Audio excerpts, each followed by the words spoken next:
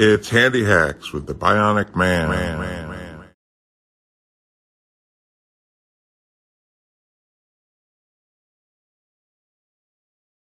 This time around on Handi Hacks, we're heading out of the house and going to take a look at a portable folding chair that I've used for over 20 years now. And it's probably the item that more people have come up to me and asked about than any other. 50 plus years of rheumatoid arthritis have resulted in lots of wear and tear on my joints. And there have been many, many surgeries. Having some serious infections along the way, too, also means that taking the immunosuppressant drugs for RA that had helped in the past just isn't a real option anymore. I can't really bend very well, and getting up and down from a chair in particular is a big issue.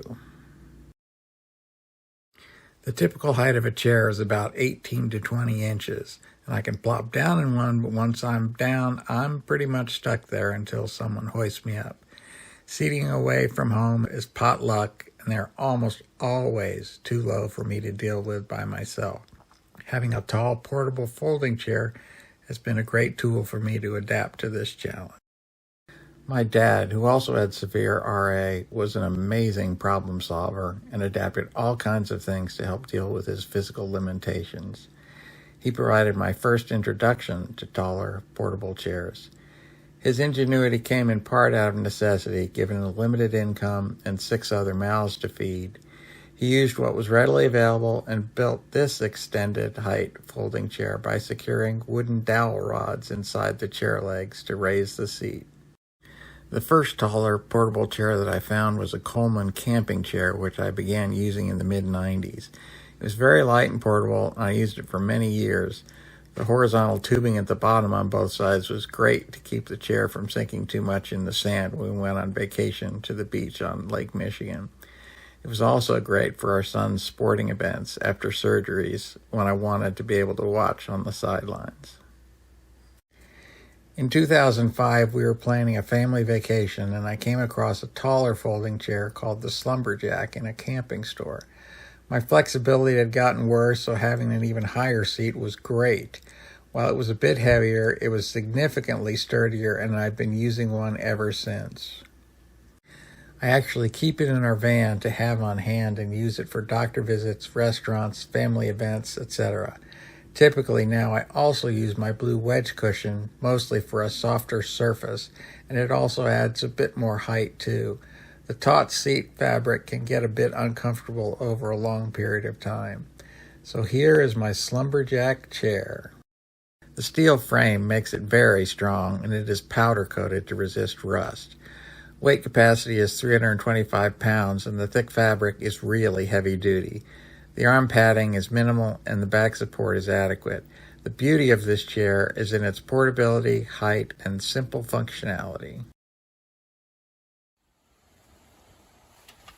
We always keep it in the van just in case we might need it. My lovely wife, Mary, gets it out of the back and carries it to wherever it's needed.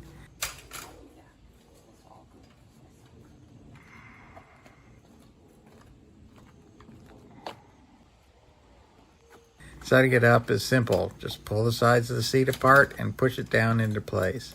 And make sure to brace the chair up against a wall or have someone behind to secure it so that it won't move.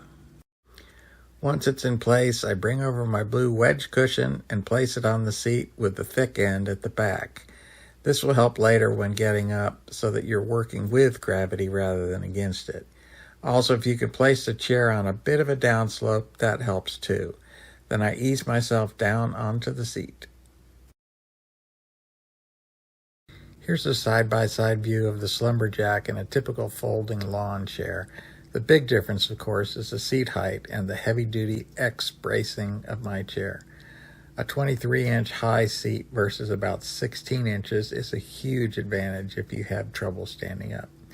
You can also see that the seat of the lawn chair is actually angled a bit toward the back rather than level, which is less friendly.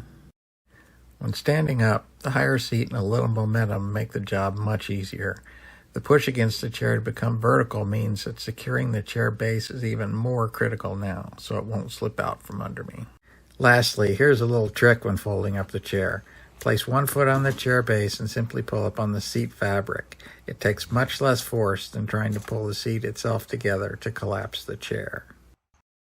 So for this episode, the SJK Slumberjack Big Steel Tall Camping Chair is my recommendation and gets the Handi Hacks seal of approval. If you enjoyed this episode, be sure to like it and share it with others. If you'd like to see more Handi Hacks, go ahead and subscribe as well. Thanks, and see you next time for another Handi Hacks with the Bionic Man.